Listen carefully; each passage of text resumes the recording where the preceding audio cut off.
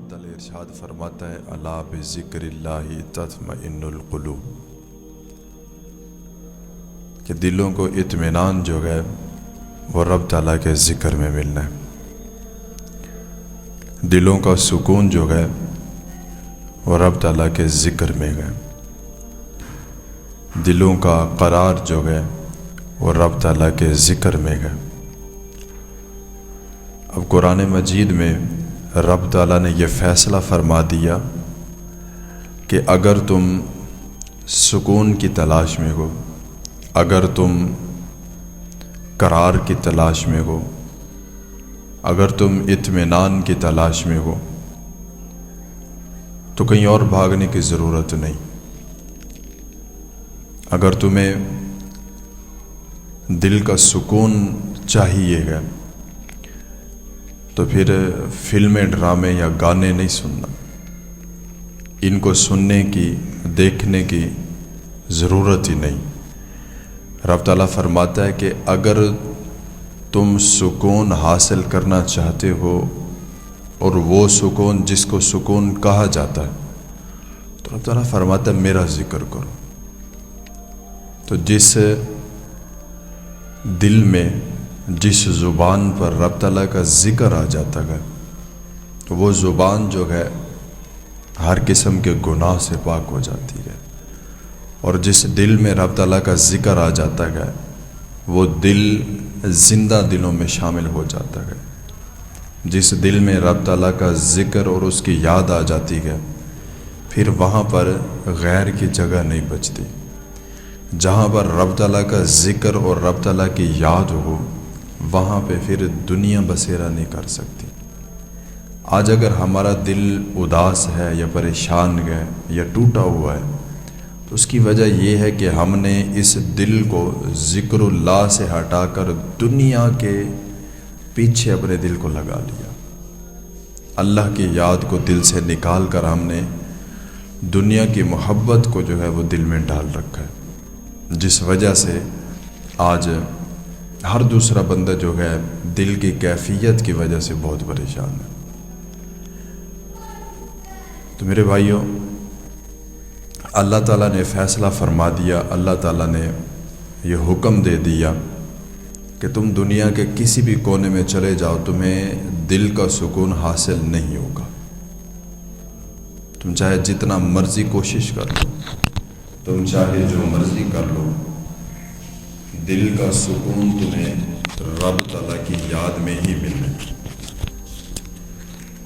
تو رب تعالیٰ کی یاد کو جو ہے اپنی زندگی کا معمول بنائے،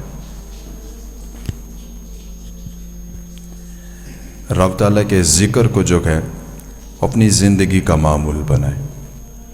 جب تک ہم ذکر اللہ سے، جب تک ہم اللہ کی یاد سے غافل ہیں، سمجھ لے ہمارا دل جو ہے وہ زندہ نہیں ہے۔ جیسے جسم کو طاقت دینے کے لیے، توانائی دینے کے لیے کھانے کی ضرورت پڑتی ہے، آنکھوں کو، بینائی کو طاقت دینے کے لیے سرمے کی ضرورت پڑتی ہے، یعنی اسی طرح دل کو زندہ رکھنے کے لیے رب تعالیٰ کا ذکر ضروری ہے۔ اگر رب تعالیٰ کا ذکر نہیں ہے تو سمجھ لیں دل آہستہ آہستہ مردہ ہو رہا ہے، مر رہا ہے۔ اور جو بالکل رب تعالیٰ کے ذکر سے، رب تعالیٰ کی یاد سے غافل ہو جائے، پھر وہ دل بالکل ختم ہو جاتا ہے، پھر بے قراریاں، ٹینشنیں، بے سکونی جو ہے وہ بندے کا مقدر بن جاتی ہے۔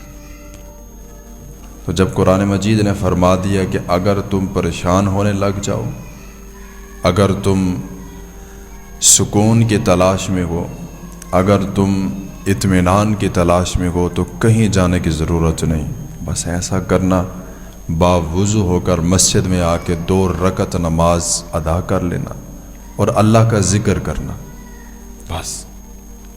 اور زندگی میں کبھی بھی کوئی پریشانی ہو، کسی چیز کی ضرورت ہو،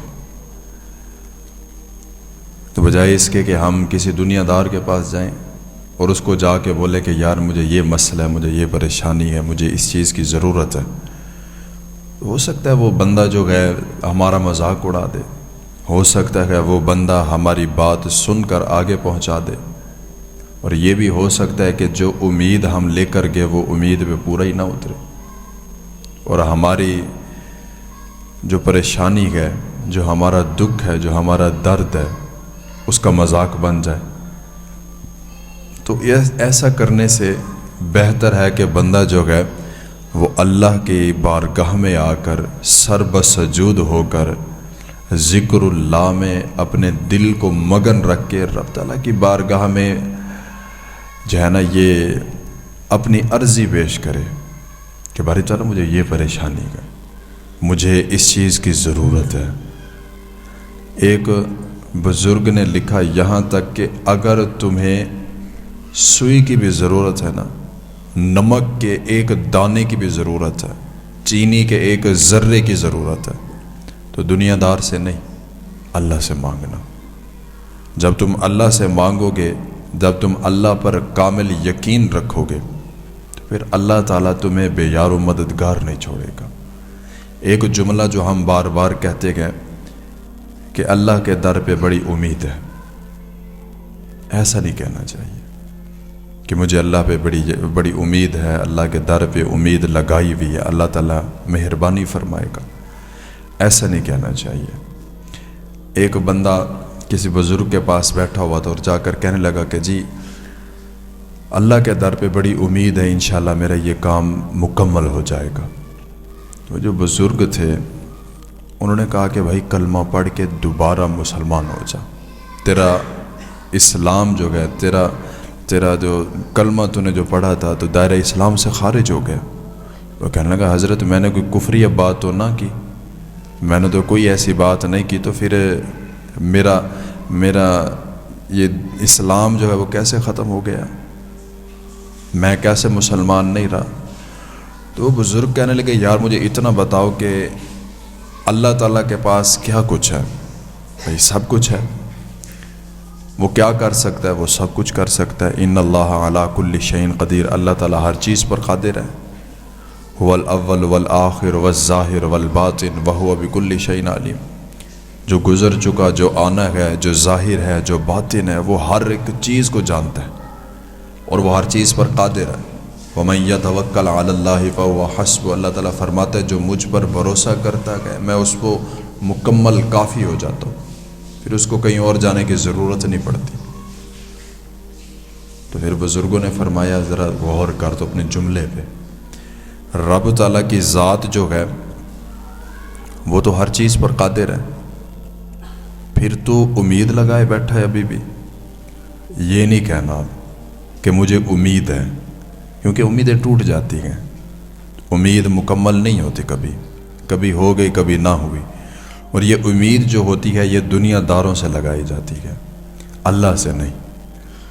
جب ذات باری تعالیٰ کی بات آئے نا، پھر لفظ امید نہیں، یہ کہنا ہے کہ مجھے رب تعالیٰ کی ذات پہ کامل اور اکمل یقین ہے کہ رب تعالیٰ میرا یہ جو پھنسا ہوا کام ہے اس کو مکمل فرمائے گا۔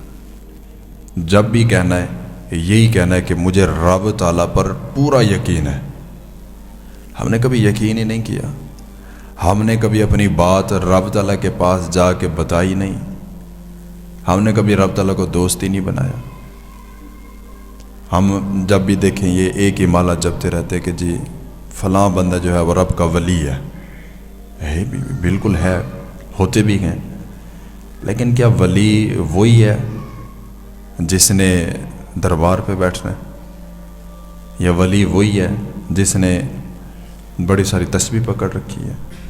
یا ولی وہ ہے جس نے بڑی بڑی دستار باندھ رکھی یا بڑے بڑے بال رکھے ہوئے، وہ ولی ہے؟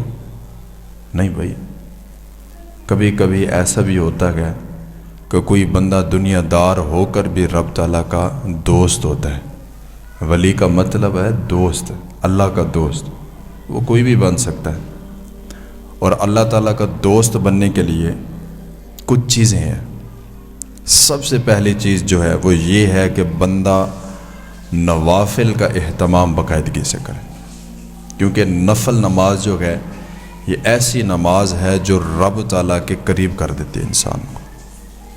اور پوری نماز میں ایک ایسا رکن ہے کہ جب بندہ اس میں داخل ہوتا ہے تو وہ رب تعالیٰ کے اتنا قریب ہو جاتا ہے کہ وہ سوچ بھی نہیں سکتا، اور وہ ہے سجدے کی حالت، کہ سجدے کی حالت میں انسان جو ہے وہ رب تعالیٰ کے بہت قریب ہوتا ہے، اتنا قریب ہوتا ہے کہ اس کی سوچ بھی نہیں۔ اور سجدے کی حالت میں اگر بندہ اپنے دل میں کوئی خواہش رکھتا ہو اور یہ یقین رکھتا ہو کہ بھائی میں نے رب تعالیٰ کی بارگاہ میں یہ عرضی پیش کی ہے اور یہ مکمل ہونی ہے، تو رب تعالیٰ فرماتا ہے کہ پھر اس کو مکمل کرنا میرا کام ہے۔ وَمَن يَتَوَكَّلْ عَلَى اللَّهِ فَهُوَ حَسْبُهُ، اللہ تعالیٰ فرماتا ہے کہ اگر کوئی بندہ میرے اوپر یقین رکھتا ہے، میرے اوپر توکل رکھتا ہے، تو میں اس کو کافی ہو جاتا ہوں۔ اس کی تفسیر مفسرین کرام نے کی ہے کہ توکل کا یہ مطلب نہیں ہے کہ اللہ پر بھروسہ کیا ہوا جی بس ٹھیک ہے اللہ پہ یقین ہے میرا، اللہ پہ بھروسہ ہے اور دنیا سے بھی امیدیں لگا رکھی، یا ایسا نہیں کہ کہیں بیٹھا ہوا تھا کوئی کام پھنس گیا، پہلے دنیا داروں کے ساتھ لگا رہا، جب کام پھنسا تو پھر اللہ تعالیٰ پہ جی مجھے کامل یقین ہے، اور دل میں جو ہے اور باتیں بھی گوں، تو یہ توکل نہیں۔ مفسرین کرام نے لکھا کہ توکل جو ہے وہ یہ ہے کہ انسان ایک گفا میں بند ہو، گفا ہوتی ہے پہاڑ پتھروں کے اندر، بندہ گفا میں بند ہو اور اس کے دروازے پہ پتھر آ جائے، وہ بالکل بند ہو جائے، ایسی بند ہو کہ کہیں سے ہلکا سا بھی سوراخ نہ ہو، روشنی تک آنے کا سوراخ نہ ہو، ایسی جگہ ہو، اور وہاں پر اللہ تعالیٰ کے اوپر توکل کرنا کہ میرا اللہ یہاں بھی میری مدد فرمائے گا، یہ ہے توکل۔ اور جو بندہ ایسا کرتا ہے تو اللہ تعالیٰ پھر اس کو اس کی امید پر پورا بھی اتارتا ہے، اللہ تعالیٰ اس کے اس سوچ پر اس بندے کو پورا اتارتا ہے۔ ہم نے کبھی اللہ تعالیٰ کو اپنے دکھ درد بتائے ہی نہیں، ہم نے تو بتایا دنیا دار کو، ہم نے تو بتایا اپنے دوستوں کو، ہم نے تو اللہ کو دوست بنایا ہی نہیں، ہم نے کبھی اللہ تعالیٰ کے پاس آ کر کوئی ذکر ہی نہیں کیا کہ باری تعالیٰ مجھے یہ پریشانی ہے۔ ہم نے تو دنیا والوں سے دل لگا لی ہے، ہم نے تو دنیا سے اپنی جھوٹی امیدیں وابستہ کر رکھی، یہ دنیا جس نے کسی سے وفا نہیں کی۔ کریمہ کا علیہ الصلوۃ والسلام نے فرمایا اگر دنیا کی ویلیو، دنیا کی قدر جو ہے مکھی کے پر کے برابر بھی ہوتی تو میں رب تعالیٰ سے دنیا مانگتا۔ کریمہ کا علیہ الصلوۃ والسلام نے فرمایا کہ اگر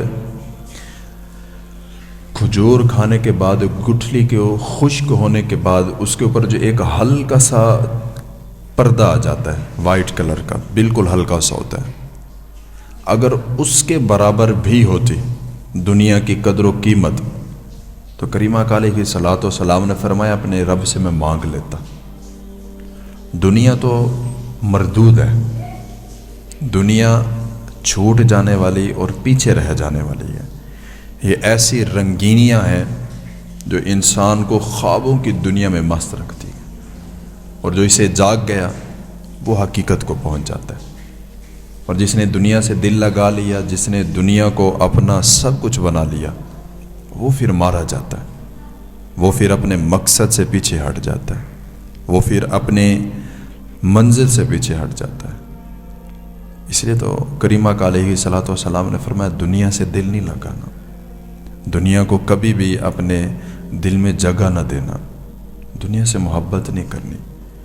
اور یہ جو وقت چلتے گئے، یہ وقت جو گزرتا گیا، کبھی پریشان نہیں ہونا چاہیے، کبھی یہ نہیں سوچنا چاہیے کہ یار اتنا مشکل وقت ہے، وقت نکل جاتا ہے، چاہے وہ مشکل ہو، چاہے آسان ہو، چاہے پرسکون ہو، وہ نکل جاتا ہے، گزرا ہوا وقت واپس نہیں آتا، لیکن سبق دے کے جاتا ہے کہ اگر تو اللہ کی رضا میں یہ وقت گزارے یا اللہ تعالیٰ کو ناراض کر کے یہ وقت گزارے، وقت تو گزر جائے گا، وہ رکے گا نہیں۔ ہاں یہ ہے کہ تو اپنے مقصد سے، اپنے مشن سے ہٹ جائے گا۔ آپ کو پتہ ہے کہ انسان کیا چیز ہے؟ ہم نے اپنے آپ کو بہت کم اور بہت جو ہے نا وہ ہلکا سمجھ لیا ہوا ہے۔ اللہ تعالیٰ نے انسان کا ذکر کرنے سے پہلے 4 قسمیں اٹھائی ہیں، پھر انسان کا ذکر کیا۔ انسان کوئی چھوٹی موٹی چیز تو نہیں ہے، انسان وہ ہے جس کو اللہ نے اپنا خلیفہ بنایا ہے۔ ہم اللہ کے وہ بندے ہیں جن کو اللہ نے اپنے ہاتھ سے بڑی محبت کے ساتھ، بڑے پیار کے ساتھ بنایا۔ اللہ تعالیٰ نے جب انسان کا ذکر کرنا چاہا تو پہلے 4 دفعہ قسم اٹھائیں، پھر انسان کا ذکر کیا۔ کوئی انسان کی ہلکی چیز یا کوئی چھوٹی موٹی چیز نہیں ہے، یہ بہت بڑی چیز ہے، یہ رب کا شاہکار ہے۔ اللہ تعالیٰ فرماتا ہے والتین والزیتون وطور سینین وہذا البلد الامین، 4 قسمیں اٹھائی اللہ نے، پھر فرمایا لقد خلقنا الانسان فی احسن تقویم، کہ ہم نے انسان کو احسن اور خوبصورت طریقے سے تخلیق کیا۔ تو بھئی اللہ نے اتنا محبت سے ہمیں بنایا ہے، اللہ نے پیدا کیا، ہم اپنی زندگی ابھی ضائع کر کے چلے جائیں، مقصد ہی پتہ نہ ہو ہمیں ہماری زندگی کا مقصد کیا ہے، اور بے فضول باتیں، بے جا باتیں کرتے رہیں۔ یہ بھی نہ دیکھیں کہ یار ہماری اس بات سے اگلے کو کیا اثر پڑے گا، ہم نے جو بھی منہ میں آیا کہہ ڈالا، سوچا بھی نہیں ذرا برابر کہ یار میرے اس عمل سے اگلے بندے کو کوئی تکلیف نہ ہو، ہم نے کبھی نہیں سوچا، اور ہم بڑے متقی اور پرہیزگار بنے پھر رہے ہیں، اور ہمارے عمل سے، ہماری زبان سے ہمارا دوست، ہمارا بھائی، ہمارا رشتہ دار، ہمارا ہمسایہ تنگ ہے، اور ہم کہتے ہیں کہ جی ہماری بخشش ہو جائے گی۔ ہم یہ کہتے ہیں کہ جی ہم صدقہ و خیرات کر رہے ہیں تو ہم بخشے جائیں گے، ایسا نہیں ہے۔ اللہ تعالیٰ نے واضح فرمایا کہ میں نماز بھی معاف کر دوں گا، ہو سکتا ہے، روزے بھی معاف کر دوں گا، ہو سکتا ہے، حج فرض ہو گیا پھر بھی نہیں کیا تو رب تعالیٰ ہو سکتا ہے معاف فرما دے، صدقہ و خیرات تمہارے اوپر لازم تھا نہیں کیا، زکوٰۃ واجب تھی، فرض تھی نہیں ادا کی، ہو سکتا ہے معافی ہو جائے، لیکن اللہ تعالیٰ نے فرمایا کہ یہ ہیں میرے حقوق جو میں نے بندے پر لازم کیے، یہ میں معاف کر دوں گا۔ ہو سکتا ہے، اللہ کی رحمت بڑی وسیع ہے، لیکن اگر کوئی بندہ، کوئی ذات پات نہیں، کوئی رنگ و روپ نہیں، کوئی نسل ذات پات کچھ بھی نہیں، اللہ نے فرمایا کہ اگر کوئی ایک بھی بندہ تیرے سے تنگ ہوا، اگر کوئی ایک بندہ تیرے سے ناراض ہوا، تو تب تک تو جنت نہیں جا سکتا جب تک وہ تمہیں معاف نہ کر دے، یا جب تک تو اس سے معافی نہ مانگ لے۔ تو ہم نے کتنا بندوں کے دل دکھا رکھے ہیں، ہم نے کیسی کیسی باتیں کر رکھی ہیں کہ لوگ اتنا تکلیف میں ہے کہ وہ ہمارا نام لے کر رب تعالیٰ کی ذات کے سامنے بیٹھ کر روتے ہیں، اور ہم نے ایسی ایسی تکلیفیں دے رکھی ہیں لوگوں کو کہ لوگ بس یہ کہتے ہیں کہ یا اللہ یا تو موت آ جائے، اس بندے کا سامنا نہ ہو۔ ہم خود ہی اپنے بھائیوں کے لیے فرعون بن کے بیٹھ گئے، جس کو ہلکی سی اقتدار مل گئی، جس کو ہلکا سا کوئی عہدہ مل گیا، اس نے باقیوں کو بالکل ختم کر دیا، یہ بھول کر کہ میرے اوپر بھی کوئی ہے، یہ بھول کر کے کوئی ایسی ذات بھی ہے کہ جو چاہے تو ایک پل میں فقیر کو بادشاہ اور بادشاہ کو فقیر کر سکتی، ایسی ذات بھی ہے۔ اس کو بھول کر اگر کسی کو ہلکی سی بھی کوئی چیز مل جائے تو وہ اپنے آپ کو پتہ نہیں کیا سے کیا سمجھنے لگ جاتا ہے۔ یہ ہمارا جو ایریا ہے، یہ جو ہم جہاں پر بیٹھے ہوئے ہیں، یہ جو کالونی ہے، اس کو ہم نے کوئی 10 مرلے یا ایک کنال یا 2 کنال کی جگہ ہمارے پاس ہو، ہم نے کوئی بڑی ساری کوٹھی بنا رکھی تو ہم اپنے آپ کو بڑی چیز سمجھنے لگ جاتے ہیں۔ آپ ذرا رب تعالیٰ کی دنیا کو دیکھیں، اس زمین کو دیکھیں کتنا بڑی ہے، اور ادھر کتنا بڑے بڑے فرعون پڑے ہوں گے۔ پھر صرف یہ دنیا نہیں، یہ زمین نہیں، اور بھی بڑے سیارے ہیں، بہت کچھ ہے، تو اس کے سامنے ہماری زمین تو ذرے برابر بھی نہیں آتی۔ پھر اس بڑی ساری زمین میں چھوٹا سا زمین کا ٹکڑا جو ہمیں ملا، جس کو ہم نے اپنی ملکیت سمجھ رکھا ہے، اس کے اوپر ہم نے قبضہ جمایا ہوا ہے، اور پھر اسی کے اوپر ہم اکڑ رہے ہیں. حالانکہ وہ احکم الحاکمین ہے، وہ زمین و آسمان کا مالک ہے. لیکن وہ کہتا ٹھیک ہے بھائی، تو نے جو اپنی گردن کے اندر سریا ڈال رکھا ڈال کے رکھ، تو نے جو اپنے اندر فرعون پال رکھا اس کو پال کے رکھ. ایک وقت آئے گا، رب تعالیٰ فرماتا ہے ان بطش ربک لشدید، کہ تیرے رب کی پکڑ بڑی سخت ہے. جب وہ تمہیں پکڑے گی نا، پھر تمہیں کوئی چھڑا نہیں سکے گا، پھر تمہیں زمین بھی جگہ نہیں دے گی، پھر تمہیں کوئی بندہ یاد بھی نہیں کرے گا. لہٰذا زندگی کیسی گزارنی ہے کہ جہاں سے بھی گزرو لوگ اچھے لفظوں میں یاد کریں، جہاں سے بھی گزرو پھول کی طرح گزرو، ایسے گزرو کہ خوشبو پھیل جائے. یہ نہ ہو کہ لوگ جو ہے نا تمہاری ذات سے، تمہارے وجود سے ہی پریشان ہو کہ یار یہ بندہ ختم ہی ہو جائے تو اچھا ہے. ایسا نہ ہو، کہیں ایسا نہ ہو کہ ہمارا نام لے کر یا ہماری وجہ سے کوئی بندہ راتوں کو اٹھ کر رب تعالیٰ کی بارگاہ میں روتا ہو کہ باری تعالیٰ اس نے تو میرا جینا ہی حرام کر رکھا ہے. اور میں ایک ہی بات کرتا ہوں کہ یار ہم نے اگر کسی کو تنگ کیا ہوا ہے، ہم نے اگر کسی کو پریشان کیا ہوا ہے تو حاصل کیا ہو رہا ہے؟ اگر ہم نے کسی کی زندگی کو اجیرن بنا رکھا ہے تو حاصل کیا ہو رہا ہے؟ کیا مل رہا ہے؟ کچھ بھی نہیں. 2 منٹ کی خوشی ہے، شیطان راضی ہو رہا ہے، رب رحمان تو نہیں ہو رہا. ارے بھائی ہم تو اس نبی کی امت میں ہیں، اس نبی کی امت کہ جن کو یہاں پر پتھر بھی پڑے نہ ہو، ہونٹوں پہ خون بھی نکلا، آپ نے پھر بھی دعائے ضرر نہیں فرمائی. اللہ تعالیٰ نے فرمایا محبوب اگر آپ حکم دو تو پوری کی پوری بستی الٹ دیں. کریمہ کا علیہ الصلوۃ والسلام نے فرمایا نہیں، ہم تو ان کے ماننے والے ہیں جنہوں نے اپنے ہونٹ پر پتھر کھا کر بھی لوگوں کو دعائے ضرر نہیں دی. تو ہماری لڑائیاں ان سے بڑی تو نہیں ہیں. یہ جو آپس کے معاملات ہیں وہ اتنا بڑے تو نہیں تھے جتنا ہم نے بنا رکھے. ہمارے ایک چھوٹے سے عمل سے اگر کسی کا دل خوش ہوتا ہے تو وہی خوش کرو. حضور پاک علیہ الصلوۃ والسلام سفر معراج سے واپس آئے نا، تو ام عائشہ صدیقہ رضی اللہ تعالیٰ نے آپ کو فرمایا کہ عائشہ میں آج معراج پہ جب گیا مجھے ایک تحفہ ملا ہے. ام عائشہ صدیقہ رضی اللہ تعالیٰ نے آپ عرض کرنے لگے یا رسول اللہ میرے ماں باپ آپ پہ قربان ہو، بتلائیے وہ تحفہ کیا ہے.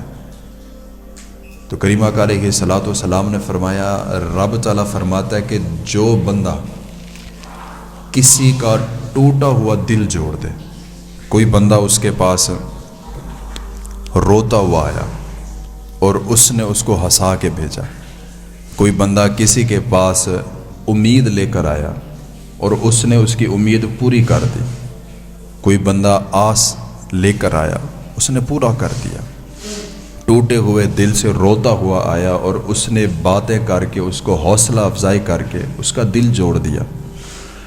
تو کریمہ کا علیہ الصلوۃ والسلام نے فرمایا رب تعالیٰ فرماتا ہے ایسے بندے کو میں جنت عطا فرماؤں گا.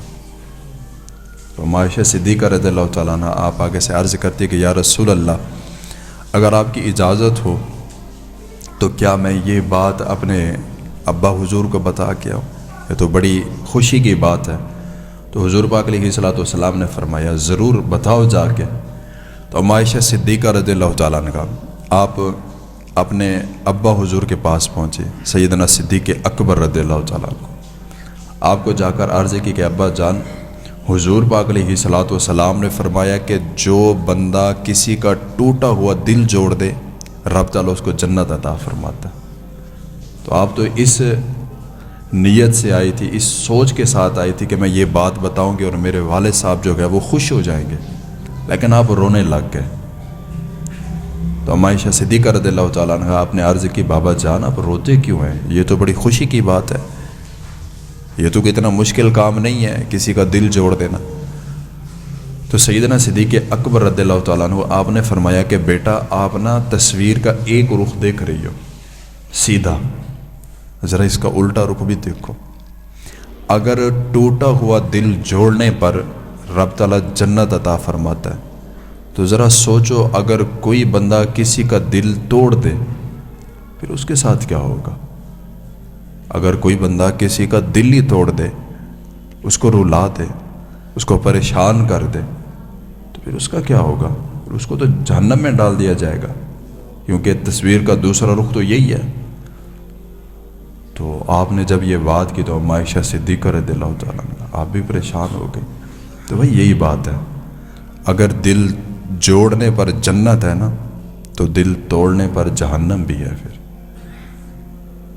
حضرت بابا فرید رحمۃ اللہ تعالیٰ علیہ آپ کے پاس نا ایک ہندو عورت آئی، مسلمان بھی نہیں تھی، اس کو پتہ نہیں تھا مسلمانوں کے تہوار کیا ہوتے ہیں. ہندو عورت، ہم تو اپنے مسلمان بھائیوں سے وہ رویے رکھتے ہیں جو کسی کے ساتھ نہیں رکھنے چاہیے.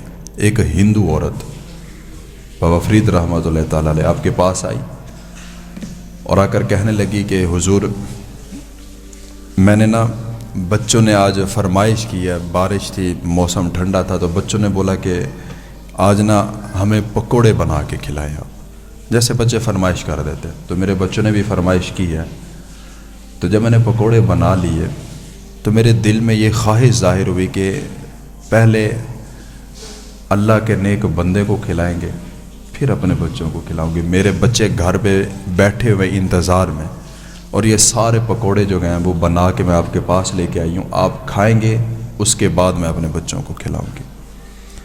تو بابا فرید رحمۃ اللہ تعالیٰ علیہ آپ نے پکوڑا اٹھایا اور اس کو کھا لیا. وہ عورت خوشی خوشی ہنستے ہوئے وہاں سے چلی گئی. تو ایک مرید تھا آپ کے ساتھ جو ہر وقت آپ کے ساتھ رہتا تھا، وہ بڑا پریشان ہوا، کہنے لگا یہ حضرت صاحب نے کیا کر دیا، لگتا ہے آپ بھول گئے. تو وہ کہنے لگا حضور جہاں تک میری یادداشت ہے صبح نماز سے پہلے ہم اکٹھے اٹھے، آپ نے نوافل ادا کیے اور آپ نے روزہ رکھا تھا. رمضان شریف نہیں تھا، غیر رمضان تھا، آپ نے روزہ رکھا تھا. شاید آپ بھول گئے اور آپ نے وہ پکوڑا کھا لیا. اور ایک ہندو عورت کے کہنے پر تو بابا فرید رحمۃ اللہ تعالیٰ علیہ آپ نے آگے سے فرمایا کہ بیٹا مجھے یاد ہے کہ میرا آج روزہ تھا اور تھا بھی نفلی، مجھے یاد ہے، لیکن تم دیکھ نہیں رہتے کہ یہ عورت کس محبت کے ساتھ آئی تھی. اگر میں اس کو کہہ دیتا، مسلمان نہیں تھی وہ، ہندو تھی، اگر میں اس کو کہہ دیتا کہ میں روزے کی حالت میں ہوں تو اس کا دل ٹوٹ جاتا. تو پھر دل جوڑتا کون؟ روزے کا کفارہ تو ہے، اگر نفلی روزہ ٹوٹ گیا تو اس کا کفارہ ہے، آپ واپس رکھ لو، لیکن اگر دل ٹوٹ گیا تو اس کا تو کفارہ نہیں ہے. تو ذرا مجھے آپ بتاؤ، اگر میں روزے کو بچاتا اور اس کا دل توڑ دیتا تو پھر رب تعالیٰ کے حضور میں کیا جواب دیتا؟ روزے میں رکھ لوں گا، ابھی بڑی زندگی پڑی ہے، اللہ تعالیٰ نے زندگی دی ہے، روزے رکھیں گے. لیکن کسی کا دل ٹوٹ گیا نا تو اس کی قضا نہیں ہے. روزے کی قضا تو ہے لیکن ٹوٹے ہوئے دل کی قضا نہیں ہے. تو کوشش کیا کریں اپنی زبان پر، اپنے الفاظ پر توجہ کیا کریں، اپنی زبان پر کنٹرول رکھا کریں کہ کہیں یہ نہ ہو کہ آپ کی ہلکی سی کوئی بات کسی کا دل توڑ دے، آپ کا ایک چھوٹا سا عمل کسی کا دل ہی زخمی کر دے. کیونکہ جو تلوار ہے یا کوئی کھنجر ہے، چاقو ہے، کوئی آلہ ہے، اس کا وار جو ہے وہ ختم ہو جاتا ہے، نشان بھی باقی نہیں رہتا. لیکن جو زبان کے نکلے ہوئے الفاظ اور یہ جو وار ہوتے ہیں نا، یہ روح کو زخمی کرتے گئے، یہ گھاؤ نہیں بھرتے. پھر تو بولنے سے پہلے سوچو کہ ہم بول کیا رہے ہیں، کہیں ہم کسی کا دل تو نہیں دکھا رہے، کہیں ہم کسی کا دل تو نہیں توڑ رہے. ہماری زندگی خوبصورت ہو جائے گی. کیا کرنا ہے؟ صرف اتنا کوشش کرنی ہے کہ بھائی بولتے ہوئے کوشش کرنا کہ ایسا لفظ منہ سے نہ نکلے کہ ساتھ والا جو ہے وہ پریشان ہو جائے، ایسا عمل نہ ہو کہ ساتھ والا جو ہے وہ غم زدہ ہو جائے، ایسی بات نہ کریں کہ سامنے والے کا دل ہی ٹوٹ جائے. بس ان چیزوں کا خیال کرنا ہے. اور جب بھی پریشانی بڑھے، جب بھی دل غم زدہ ہو تو کہیں اور جانے کی ضرورت نہیں. اللہ تعالیٰ فرماتا ہے الا بذکر اللہ تطمئن القلوب، میرا ذکر کرنا تمہارے دلوں کو اطمینان مل جائے گا۔ تو یہ چیزیں کرنی گئیں۔ رب تعالیٰ ہم سب کو عمل کی توفیق عطا فرمائے، آمین۔ وما علیہ الا البلاغ۔